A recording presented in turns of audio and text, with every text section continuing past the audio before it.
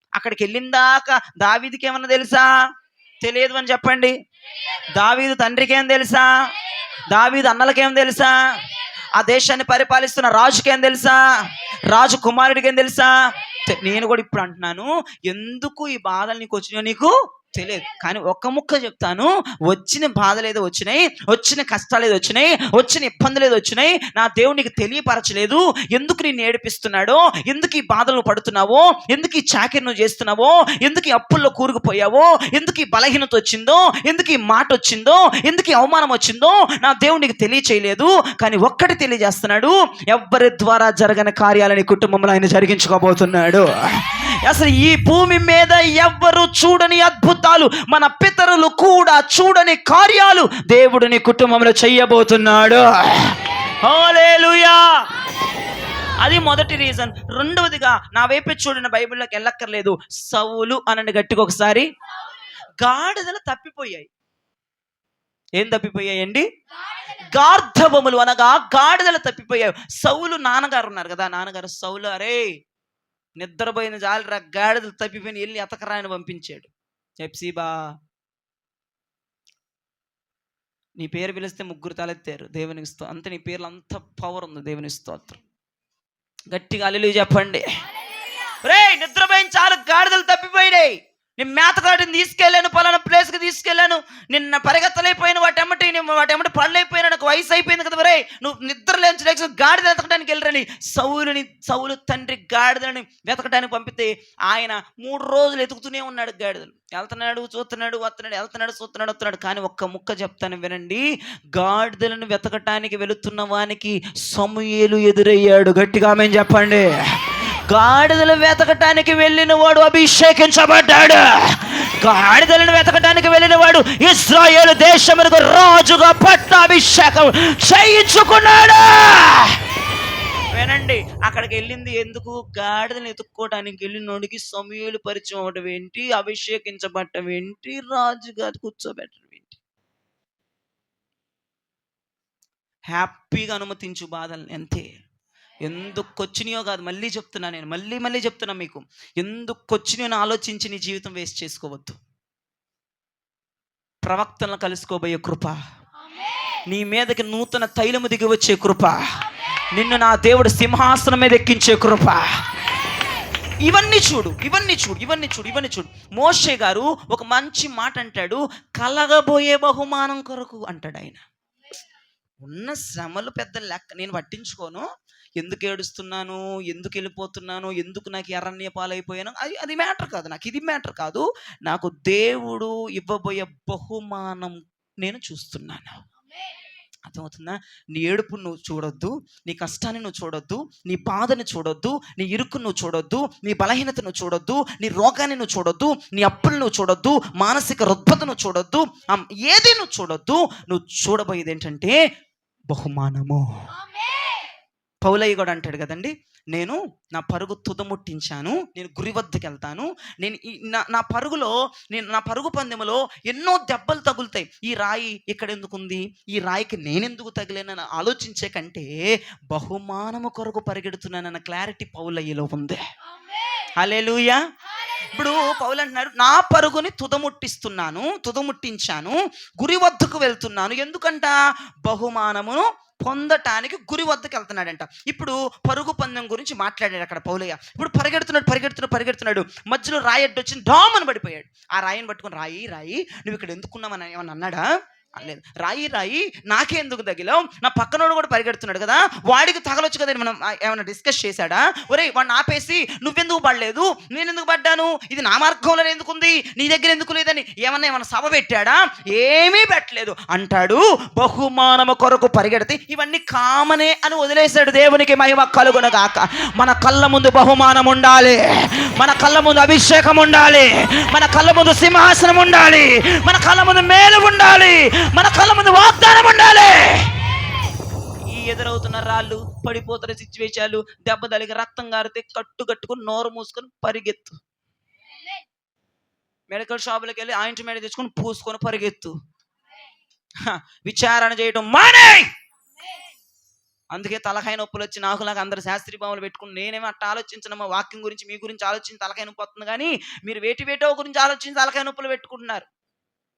నాకు ఆ దరిద్రమైన ఆలోచనలు నాకుండవమ్మా. ఎందుకు వచ్చింది ఈ సమస్య, నాకెందుకు వచ్చింది ఈ రోగం, ఆ 10 రోజులు జనవరిలో 2 నుంచి 10 దాకా రోగం వస్తే నాకెందుకు వచ్చింది, నాకెందుకు పెట్టి ఇంత పరిశుద్ధంగా అంత యథార్థంగా నేనేమనలేదు దేవునితో. ఏపే నేనేమనలేదు. ఎందుకంటే నేనేమనుకున్నాను తెలుసా, అయ్యా 25లో మొట్టమొదటి 10 మా తొలిటి 10 రోజుల్లో నాకు ఈ రోగం వచ్చిందంటే ఇరగ తీసేస్తా సేవ ఈ సంవత్సరం అంతా. ఒక్క లామేని చెప్తే ఒట్టు. ఇంత దరిద్ర దౌర్భాగ్యమైన సంఘమును కలిగి ఉన్నందుకు ఆనందించాలో, సంతోషించాలో, ఏడవాలో, నవ్వాలో, గిల్లుకో నేనే తలబాదుకొని చావాలో నాకు అర్థం కావట్లేదు. జనవరిలో తొలిటి 10 రోజుల్లో నాకు రోగం వచ్చిందంటే డిసెంబర్ 31 దాకా దున్నేస్తామంతే ఏరియాలు ప్రాంతాలు అడుక్కుంటే చెప్పే చర్చన బతుకు. బొచ్చబెట్టి అడుక్కుంటే ఒక ఆమెనయ్యమ్మా, ఒక ఆమెనయ్యి, ఒక అల్లెలుయ్య, ఒక తప్పట్లు కొట్టు. నేను ఫస్టే చెప్పా, మీ అకౌంట్ నింపుకోండి, నా అకౌంట్ నింపటం మానేయండి, నాకు బ్యాంక్ బ్యాలెన్స్ బాగానే ఉంది, నాకు డబ్బులు ఉన్నాయి, మీరు నా గురించి ఆలోచించొద్దు అంటే కానుక లేకుండా బామాకండి. దేవునికి స్తోత్రం. అది నేను చెప్తున్నా, అర్థమైన వాళ్ళు ఆమెను చెప్పండి గట్టి. దేవునికి స్తోత్రం కలుగును గాక.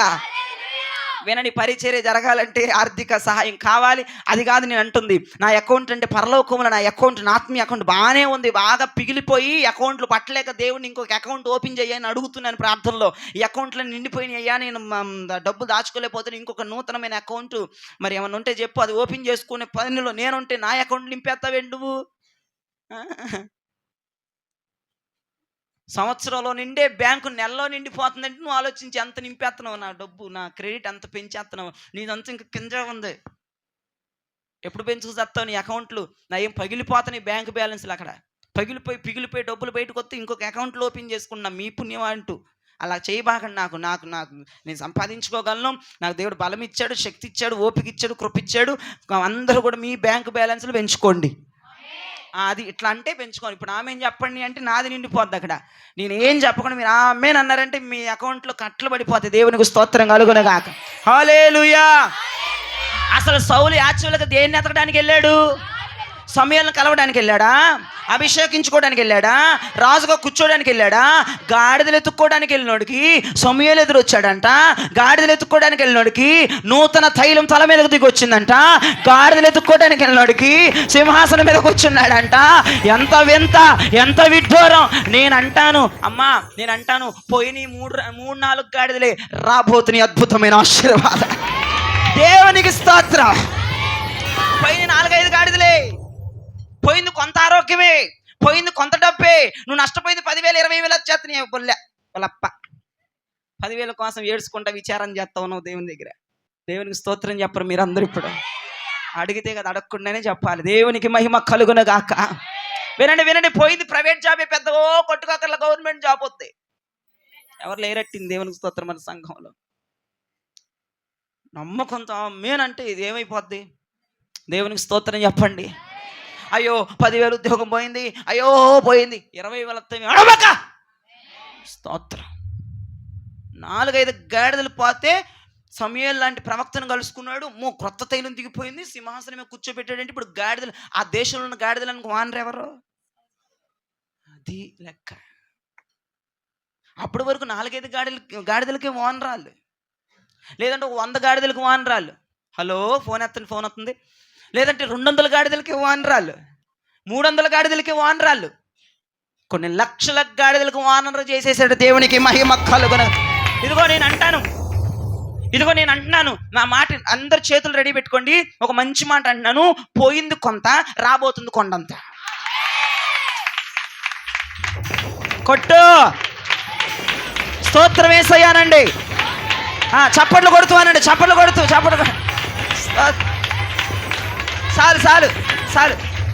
చాలు అబ్బా, ఈ మాట చెప్తే ఎంత సంతోషం కొడతారు. దేవుని స్తోత్రం. హల్లెలూయా. దేవునికి పోయింది కొంత, రాబోతుంది కొండంత. ఫస్ట్ మాట చెప్పాను, దావీదుని పరిచయం చేసి అన్నాను, అసలు ఎవరి ద్వారా జరగని కార్యాలు నీ ద్వారా జరుగుతాయి. రెండోది చెప్తున్నాను, పోయింది కొంత, రాబోతుంది కొందంట. ఇవన్నీ ఎప్పుడు జరుగుతాయి? నీ శ్రమలు, నీ ఇబ్బందులు, నీ ఇరుకులు ఎందుకు వచ్చాయి కాదు, నా దేవుడు ఎవరి ద్వారా జరగని కార్యాలు నీ ద్వారా జరిగించబోతున్నాడని ఆలోచించు. ఎందుకు ఈ ఒకటి పోయింది? ఎందుకు ఈ 10,000 పోయినాయి, ఎందుకు ఈ జాబ్ ఫెయిల్ అయిపోయింది, ఎందుకు ఇంటర్వ్యూలో ఫెయిల్ అయిపోయాను, ఎందుకు నాకు ఇట్లాగా అని ఆలోచించొద్దు. పోయింది కొంతే, దేవుడు డబల్ ఇవ్వబోతున్నాడు. అసలు సౌలు ఎక్స్పెక్టేషన్ చేయలేదు. అసలుకి ఏంటమ్మా చచ్చినోడు మాదిరి అలా పడిపోయాడంటే, ఇదేంట్రా బాబు, నేను రాజునా, నాకు పట్టాభిషేకం నన్ను, ఓరి నాయన. ఆఫ్టర్ ఆల్ 200 గాడిదలకు ఓనర్ అయిన నేను ఇప్పుడు లక్షల గాడిదలకు ఓనర్ని, అంతేకాదు దేశాన్ని పరిపాలించే చక్రవర్తిని ఇప్పుడు. అందుకే పోయిన వాటి కోసం ఏడవటం, ప్రార్థనలు చేయటం మానేసి, అయ్యా ఒకటి పోయింది, 2 కొరకు ఎదురు చూసే బిడ్డలు లేకవాలి. ఒకటి నా వద్ద నుంచి తీసేసావంటే, కొంత ఆరోగ్యం నాలో పోతుందంటే, క్షీణించిపోతున్నానంటే, ఇదిగో ఒక నష్టము జరిగిందంటే, ఎక్కడో 2 నాకు మేలు దాచి ఉంచావు, డబలుగా నాకు ఇవ్వబోతున్నావన్న ఆలోచనలోనికి నా ప్రభువు సంఘమును తీసుకొని వెళ్ళును గాక. 3వ వ్యక్తిని పరిచయం చేస్తా, యోసేపు అనండి. వీళ్ళందరూ మీకు తెలిసిన వాళ్ళ కాదా? వీళ్ళందరూ మీకు తెలిసిన వాళ్ళే, మీ బాబాయిలు, మీ తాతలు, ఎవరన్నా అనుకోవచ్చు, అందరూ తెలిసిన వాళ్ళే. అయినా మీరు వినని సంఘటన నేను చెప్తున్నాను, మిమ్మల్ని నా దేవుడు ఇట్టి మాటల ద్వారా ధైర్యపరచునుగాక. యోసేపుకి కళ వచ్చింది. ఏ కళ? యోసేపు పన లెగిచి నిలబడి తన అన్నల పనులన్నీ డౌన్ అయిపోయాయి. ఈ కళ పొరపాటున తీసుకెళ్ళి వాళ్ళ అన్నలుగా చెప్పాడు, చెప్పక. కళ రాకముందు యోసేపును తిట్టుకునేవాళ్ళు, అన్నలు తిట్టుకునేవాళ్ళు, ఈయన ఎంత ప్రేమిస్తున్నాడు మా నాన్న, మమ్మల్ని ఏమి ప్రేమించట్లా, ఇటు చిన్నోడని అల్లారు ముద్దురుగా తిట్టడం మట్టుకే. కళ రాకముందు, కళ వచ్చినాక కొట్టేస్తున్నారు. కళ వచ్చినాక ఏం చేస్తున్నారమ్మా, ఎర్రగా బాధేసి గుంటలో పడేసేసి ఇష్మాయేల్ వర్తలకు అమ్మేసేస్తే, వాళ్ళకి ఐగుప్తుకు తీసుకుపోయి నాన్న రభసలైపోయినాయి. వినండి, యోసేపుకి ఏముందమ్మా కళ? ఎవరు చెప్పరేంటి? యోసేపుకి ఏముంది? ఈ కళ ఎవరి దగ్గర నుంచి వచ్చింది? క్రైస్తవులకి కళలు రావాలి. ఏం రావాలి?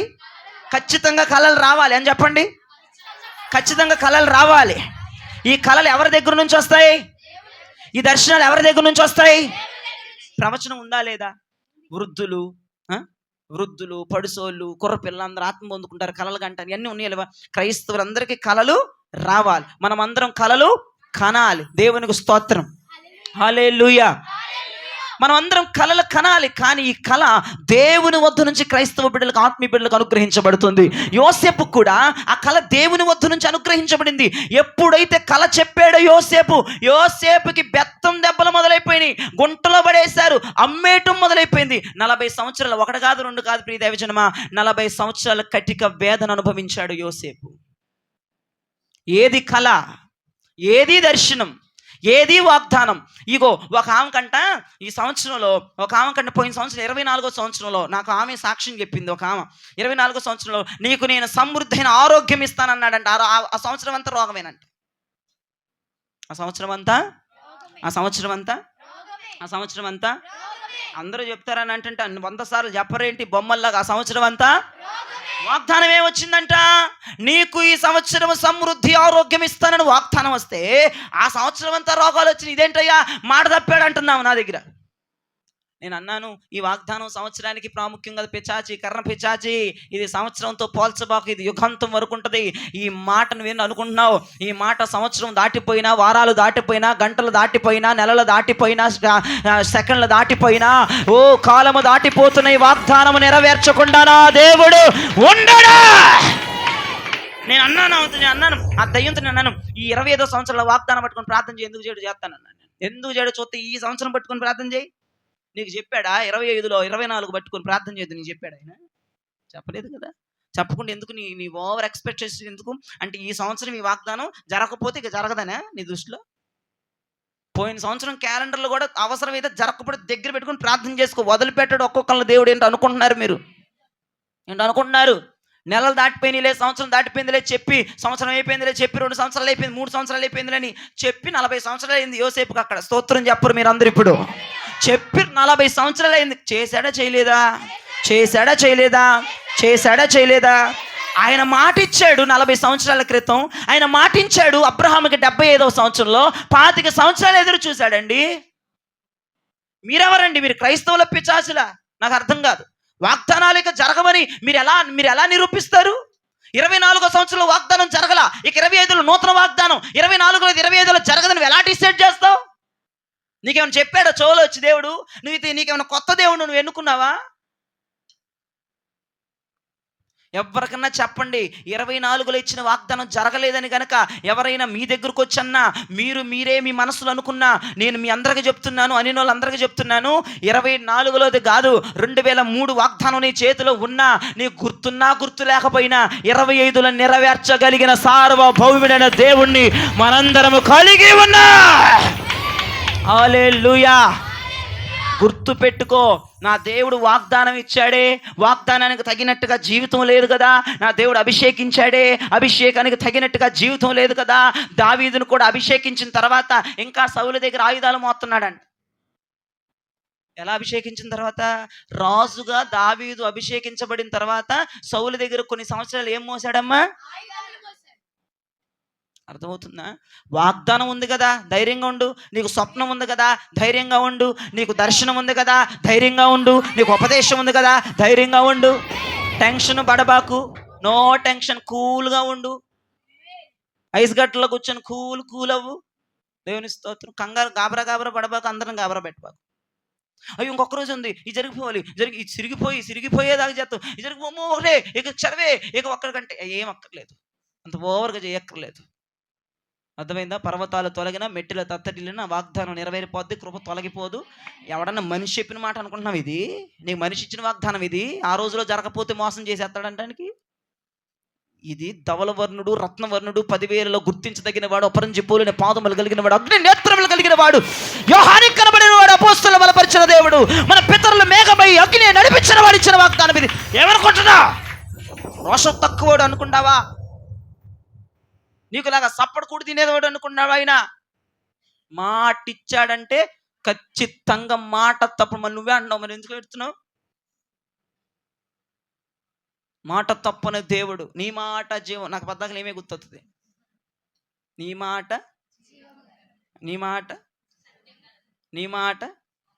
చెప్పరే. నీ మాట ఏంటి మరి? ఇప్పుడు పాడాలని టైం లేదులే. చాలామంది ఎప్పుడు వదులుతారో సొప్పనాథుడు అనుకుంటున్నారు. వదిలేస్తాను. మీతో గోలైపోతున్నాను, నేను ఫ్రీగా చెప్పలేకపోతున్నాను వాక్యం కూడా. కోసిన చేపలు దాఖలు అట్టాగే ఉన్నాయి, వస్తున్నాయి ఆలోచనలు. చికెన్ కూర అట్టాగే వదిలేశాను. ఈడు వదిలితే వెళ్ళి ఇప్పుడు కూర వండుకోవాలి. ఏమో మీ ఉద్దేశాల మీద నాకు కంగారు వచ్చేసి నేను పూర్తిగా చెప్పకుండా కూడా అరకొర ఎగరగొట్టేసి ఇచ్చేస్తున్నాను ముందుకు. మరి ఏం చేస్తాము? సమృద్ధిగా నాకు పెట్టి పంపించమని వాళ్ళు చేతులు గట్టిగా ఆమేన్ అనండి. మీరు ఎట్టా చెప్పినా నేను కాపను, వెళ్ళిపోతాను. అయిపోయిందిలే. అయినా దేవునికి స్తోత్రం. హల్లెలూయా. నీ కళ ఉంది, ఆమేన్ చెప్పరే. అందరికి కళ్ళు వచ్చినాయి. ఆ మంచి కళ్ళు పద్దాకలు దెయ్యాలే కనపడతాయి ఆ కళ్ళలో. అప్పుడప్పుడు పరలోకం కనపడిద్దా? అప్పుడప్పుడు నువ్వు ఉన్నతమైన స్థితిలో వెళ్తున్నట్టు కనపడిద్దా? అప్పుడప్పుడు పెళ్లి కుమార్తెలాగా ఉంటావా? కనపడతాయి, అన్నీ కనపడతాయా? అప్పుడప్పుడు నువ్వు సైకిల్ తొక్కేవాడివి కారులో వెళ్తున్నట్టు ఫీలింగ్ వస్తుందా? కళ్ళు వచ్చిందా? రావాలి. ఉత్తి మాటలు కాదు, ఊహించిన వాటికంటే ఎక్కువ ఇస్తానన్నాడు ఆయన. నేను డేవిడ్కి మొన్న చెప్పాను, కారులో వెళ్తుంటే, డేవిడ్ ఇప్పుడు చిన్న కారులో వెళ్తున్నావు, రేపు సఫారీలో వెళ్తాము. అది ఈ చిన్న కారులో కూర్చొని సఫారీలో కూర్చున్నంత ఫీలింగ్ ఇస్తాను నేను అక్కడ. నేను వెళ్తాను చిన్న కారులో కదా, సఫారీ కారులో. నా ఊహ మామూలుగా లేదు. ఊహించమని చెప్పింది ఆయనే, నన్ను అనకొద్దు మీరు, తప్పు. ఊహిస్తాను నేను అంతే. 10,000 వచ్చినోడు 50,000 వచ్చినట్టు బిల్డప్ ఇవ్వాలి. బిల్డప్ ఇవ్వా. 10,000 వచ్చాయి అయ్యగారు చాలు, ఏమవుతుంది? 50,000 వచ్చిందలాగా ఉండో. నీ ఊహ ఏంటి ఎంత దరిద్రంగా ఉంది, చండాలంగా. అందుకే అన్నాడు, ఊహించగలిగితే ఊహకు మించింది చేస్తానన్నాడు ఆయన. మీ ఊహల్లో పరిశుద్ధత లేదు, ముందర మార్చుకోండి మీ ఊహలో. నా ఊహలు పుట్టక ముందే పాడదామంటే మీ ఇళ్ళ దగ్గర కూరలే గుర్తొస్తాయి నాకు. ఏం చేస్తాం అర్థం కావట్లేదు. మిమ్మల్ని వదిలేయాలి. దేవుని స్తోత్రం. టైం 11:15 అయిపోయింది, 11:15 అయిపోయింది. వదిలేస్తానికి 5 నిమిషాలు. దేవునికి స్తోత్రం. హల్లెలూయా. కాబట్టి అందరికీ కళలు ఉండాలి. ఒకవేళ కళ రాకపోయినా నీకు నీవే ఊహించుకోవాలి. ఎందుకంటే వాగ్దానం చేశాడు ఆయన.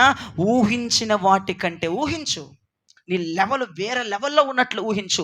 కటిక పేదరికములో ఉన్నట్లుగా ఊహించొద్దు, ఉన్నదానిగా ఉన్నట్లుగా ఊహించుకో. అర్థమైందా? ఇప్పుడు ఉన్న పరిస్థితిని బట్టి నువ్వు ఆలోచించొద్దు, లేని వాటిని ఇంట్లో కలిగి ఉన్నట్లుగా ఊహించుకో. ఉన్న పేదరికాన్ని ఊహించొద్దు, రాబోతున్న అధికమైన ఐశ్వర్యాన్ని బట్టి ఊహించుకో. అర్థమవుతుందా? ఊహించు, దేవుడు కార్యం చేస్తాడు. యోసేపు కూడా కల వచ్చింది కదా, ఊహించాడంట ఎట్లా ఉంటది ఈ సీన్ అని. 40 సంవత్సరాల తర్వాత సీన్ రిపీట్ అయింది. ఊహించాడు, ఎవరికైనా సంతోషమే కదా. ఊహించాడు, పనలు ఎగిసి నిలబడింది, నా అన్నల పన పడిపోయిందంటే నా అన్నలు నాకు నమస్కారం చేసే చూస్తున్నాడంట, ఊహించుకుంటున్నాడంట. కల వచ్చిన తర్వాత అబ్బా భలే ముందర థ్రిల్లింగ్ అనుకుంటున్నాడంట. ఆ థ్రిల్లింగ్ 40 సంవత్సరాల తర్వాత చూపించాడు. దేశం అంతా అక్కడికి వచ్చి ఆ నూకల కొరకు, భోజనం కొరకు, ధాన్యం కొరకు ఎదురు చూస్తుంటే ఆ పనులన్నీ సాష్టాంగ నమస్కారం పడుతుంటే ఉంది యోసేపు ఫీలింగు. ఊహించాడు, జరిగింది. స్తోత్రం చెప్పండి. ఎట్ట జరిగింది చెప్పనా? ఎట్ట ఊహించుకున్నాడు చెప్పన ఆయన? ఇప్పుడు ఉన్న పలంగా నేను ఇంట్లో ఉండగా నాకు సాష్టాంగ పడతారేమో అనుకున్నాడు, కానీ దేశం మొత్తం చూస్తుండగా అన్నలు సాష్టాంగ నమస్కారం చేశారు యోసేపుకి. అతను ఊహించింది కొంత, జరిగింది అద్భుతమైన కార్యము. తన కుటుంబంలోనే సాగిలు పడతారనుకున్నాడు, దేశం మొత్తం చూస్తుండగా అన్నలను పండబెట్టాడు యోసేపు ముందు. అన్నలను నమస్కారం చేపించాడు దేవుడు. ఏమనుకున్నారు ఆయనంటే, నీ కళ నెరవేరబోతుంది, నీ వాగ్దానం నెరవేరబోతుంది. 21లో వాగ్దానం ఈ సంవత్సరం నెరవేరబోతుంది, 22లోది ఈ సంవత్సరం నెరవేరుద్ది, 23లోది ఈ సంవత్సరం నెరవేరుద్ది. కరోనా ముందుకొచ్చింది, నీ దమ్ముంటే ఆ వాగ్దానం కనుక చినిగిపోకుండా ఉంటే, బైబిల్లో గనక సెలుపుల్లో గనక నీ దమ్ముంటే ఎతికి తీస్తే చేస్తాడు. నీకుండాలి ఆ దమ్ము. నువ్వు మర్చిపోయినట్టు మర్చిపోయే గత్యంతరం పడింది, నా దేవుడికి ఏం పట్ల ఆ గత్యంతరం. నీకు మర్చిపోయే బుద్ధి ఉంది. మనుషులందరూ మర్చిపోతారు, మేలు చేస్తే మర్చిపోతారు. నా దేవుడు వాగ్దానం ఇచ్చి నువ్వు మర్చిపోవచ్చేమో. యోసేపు పట్ల 40 సంవత్సరాల తర్వాత కళ నెరవేరితే ఎలా ఉంటుందమ్మా? నేను యోసేపు ప్లేసులో ఒక్కసారి ఇంటి దగ్గర నా రూమ్లో అనుభవించేసా. దేవానికి స్తోత్రం అయ్యా, గొప్పోడు నాయన. నేను మీకు చాలాసార్లు చెప్పాను, దైవజనుడు నన్ను అభిషేకించేటప్పుడు, నా దైవజనుడిని అభిషేకించేటప్పుడు నీకు రాజుల అభిషేకం ఇస్తానన్నాడు. నేను రాజునా అనుకున్నాను, ఒక్క నిమిషం నేను రాజునే అనుకున్న బతికాను. ఈరోజు దేవుడు ఆ స్థితిలో నన్ను పెట్టాడు. దేవునికి స్తోత్రం, హల్లెలూయా. కానీ అందరి చేత పొగిడించుకునే రాజునుగా తిట్టించుకునే రాజుని అయిపోయాను మీ చేత. నేను పొద్దాగలు తిట్టే వాళ్ళు బయలుదేరుతారు కదా. దేవునికి స్తోత్రం కలుగునగాక. ఇటు పొద్దాగలు సుప్పనవుతాడు, ఇప్పుడు ఎక్కడికి వెళ్ళాలా మందిరానికి, పొద్దాగలు తిడతనే ఉంటాడు ప్రతి వారం అని మీ ఫీలింగు. నేనంటాను గద్దింపులు అభిషేకం, గద్దింపులు ఆశీర్వాదం ఉంటుందంటాను నేను. దేవునికి స్తోత్రం కలుగునగాక. హల్లెలూయా. యోసేపులాగా, అయ్యా నాకు ఎప్పుడో నాయన, ఇప్పుడు నీ కళలు వినటానికి నాకు టైం లేదు, నేను వెళ్ళిపోవాలి. నీ కళలు నీకు ఒకవేళ గుర్తు తెచ్చుకో. ఎప్పుడైనా ఫ్యూచర్లో నువ్వు ఏదన్నా కళ వచ్చిందేమో, నువ్వు ఆ స్థితిలో ఉన్నట్లుగా, నువ్వు సైకిల్ దొక్కితే బండి ఎక్కినట్లుగా, బండి దొక్కితే కారు ఎక్కినట్లుగా, నీ స్థితి మారిపోయినట్లుగా, నువ్వు సంపాదిస్తున్న సంపాదన కంటే ఎక్కువ వచ్చేసినట్లుగా, నువ్వు పూరిపాకలో ఉంటే బిల్డింగ్ కట్టుకుని అక్కడ నివసిస్తున్నట్లుగా నీకు ఒకవేళ కళ వస్తే గట్టిగా వారు చేయొద్దు, గట్టిగా ప్రభుకు హల్లెలూయా అని చెప్పండి. అవన్నీ నా దేవుడు చెయ్యబోతున్నాడు. కానీ మధ్యలో శ్రమలు పడాలి, తప్పదు అనండి గట్టిగా. మధ్యలో శ్రమలు పడాలి, తప్పదనండి. కళ కంటే ముందు శ్రమ అనండి, దర్శనం కంటే ముందు రోగం అనండి, వాగ్దానం కంటే ముందు ఏడుపు అనండి. అనుభవిద్దామా, తీసేయ్ అని ప్రార్థన చేద్దామా? అవన్నీ జరగబోతున్నాయి యేసు నామములో. వాగ్దానం ఇచ్చాడు కానీ జరగల, శ్రమ జరుగుతుంది. వాగ్దానం ఇచ్చాడు కానీ జరగల, ఏడుస్తున్నావు. వాగ్దానం ఇచ్చాడు కానీ జరగల, రోగంలో ఉన్నావు. వాగ్దానం ఇచ్చాడు కానీ జరగల, అప్పుల్లో ఉన్నావు. వాగ్దానం ఇచ్చాడు కానీ జరగల, శ్రమల్లో ఉన్నావు. వెయిట్ చేయి, ఇది జరిగే కాలం ఇక వచ్చేసింది, ఆసనం అయిపోయింది, ఆయన నీ వద్ద పెట్టారేస్తున్నామల. మళ్ళీ చెప్తున్నా, శ్రమలు ఎందుకు వచ్చాయో కాదు, చెప్పండి, శ్రమలు ఎందుకు వచ్చాయో కాదు, దీనిలో ఏం చేయబోతున్నాడో మనం తెలుసుకోవాలి. అర్థమైందా? బుక్ మోస్తే కానీ మీ ఏడుపులు బావు. శ్రమలు ఎందుకు వచ్చాయో కాదు, వినండి, శ్రమలు ఎందుకు వచ్చాయో కాదు, ఇప్పుడు ఏం చేయబోతున్నాడు అనేది కావాలి మనకి. ఎందుకు ఏడుస్తున్నావో కాదు, ఎట్లా నవ్వబోతున్నావో ఆలోచించాలి. ఎందుకు ఇక్కడ ఉన్నావో కాదు, ఎప్పుడు రేపు అక్కడ వెళ్తావో ఆలోచించాలి. ఒకే ఒక సిద్ధాంతం. దావీదు యుద్ధ భూమిలోనికి వెళ్ళింది గొలియాతును కూల్చడానికి. ఒకే ఒక సిద్ధాంతం. దావీదు యుద్ధ భూమిలోకి ఎందుకు వెళ్ళాడమ్మా? గొలియాతును కూల్చడానికి. ఎవరి వల్ల కాని పని ఇతని వల్ల జరగడానికి దేవుడు అక్కడికి తీసుకొని వెళ్ళాడు. దేవుడు ఇంక రెండో వ్యక్తి ఎవరు చెప్పా నేను? సౌలు గాడిదలు తప్పిపోయి నేను వెళ్ళాడు. 100 గాడిదలకు వానరు వాళ్ళు, 200 గాడిదలకు యజమానులు వారు. కానీ సమూయేలును కలుసుకున్నాడు, అభిషేకం పొందుకున్నాడు, పట్టాభిషేకం చేయబడి సింహాసనం మీద ఎక్కాడు. కొన్ని లక్షల గాడిదలకు వానరైపోయాడు. ఇశ్రాయేలు ప్రజలను పరిపాలించేవాడైపోయాడు. మూడవది యోసేపు. యోసేపు అన్నాడు గట్టిగా. యోసేపు కల ఉంది. కలముందా శ్రమముందా? మళ్ళీ అడుగుతున్నా, కలముందా శ్రమముందా? మళ్ళీ అడుగుతున్నా, వాగ్దానం ఉందా శ్రమముందా?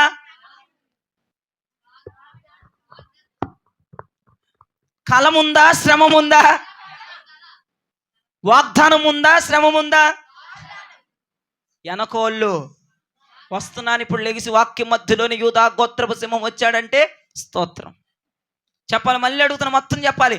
శ్రమ ఫస్టా కల ఫస్టా? అమ్మ, వాగ్దానం ఉందా శ్రమ ఉందా? దర్శనం ఉందా శ్రమ ఉందా? కదా. అందుకే నేను అంటాను, మనం చాలాసార్లు అంటాం, వాగ్దానం ఇచ్చావు కదయ్యా, ఎందుకు నాకు ఇట్లా జరుగుతుంది, అభిషేకించావు కదయ్యా. అందుకే నేను అంటాను, అందరికీ దేవుడు వాగ్దానాలు ఇచ్చేశాడు, అందరికి దేవుడు స్వప్నాలు ఇచ్చేశాడు, అందరికి దేవుడు దర్శనాలు ఇచ్చేశాడు. ఇప్పుడు చేస్తాడు ఆయన. అర్థమైందా? శ్రమలు వచ్చినాయి, బాధలు వచ్చినాయి కాదంట్లా, కానీ నా దేవుడు సంథింగ్ నీ పట్ల ఏదో చేయబోతున్నాడు. ఇజ్రాయేలు దేవుడు, ఇజ్రాయేలు పరిపాలకుడు యోసేపుని గద్దె మీద కూర్చోబెట్టినట్లుగా 40 సంవత్సరాలు పిండి పిప్పు చేసేశాడు. గద్దె మీదకి ఎక్కించి అందరితో సలాం కొట్టించుకుంటున్నాడు, అందరితో శభాష్ అనిపించుకుంటున్నాడు, అందరితో పొగిడించుకుంటున్నాడు. అక్కడ ఫరోనే లోబడిపోయే పరిస్థితి వచ్చేసింది అక్కడ. అందుకే శ్రమలు వచ్చినప్పుడు ఎందుకు వచ్చాయని ఆలోచించొద్దు. ఒకే నినాదం తెలియండి, ఎందుకు వచ్చాయో మానేసి ఎందుకు ఇప్పుడు ఏమి జరగబోతుందో ఆలోచించాలి. ఒకటే మాట, ఎందుకు వచ్చాయో ఆలోచించడం మానేసి ఏం జరగబోతుందో ఆలోచించడం మొదలు పెట్టాలి. ఎందుకు వచ్చాయో ఆలోచించడం మానేసి ఏం జరగబోతుందో ఆలోచించడం మొదలు పెట్టాలి. ఇప్పుడు మీరు చెప్పండి ఇదే మాట. మళ్ళీ చెబుతాను వినండి, మీకు మళ్ళీ చెప్తాను. ఎందుకు వచ్చాయో ఆలోచించడం మానేసి ఏం జరగబోతుందో ఆలోచించడం మొదలు పెట్టాలి. కొంచెం ఎవరో తమిళ మాట్లాడుతున్నారు, అందరు తెలుగు చెప్పాలి. ఎందుకు వచ్చాయో ఆలోచించడం మానేసి అన్న గట్టికి మాట. ఏం జరగబోతుందో ఆలోచించడం మొదలు పెట్టాలి. నీకు తెలియదా, గొప్ప అద్భుతం జరగబోతుంది ఈ జీవితంలో. ఈ వాక్యము దేవుడు దీవించి మీ వినికిడిలో ఆశీర్వదించును గాక. ఆమేన్.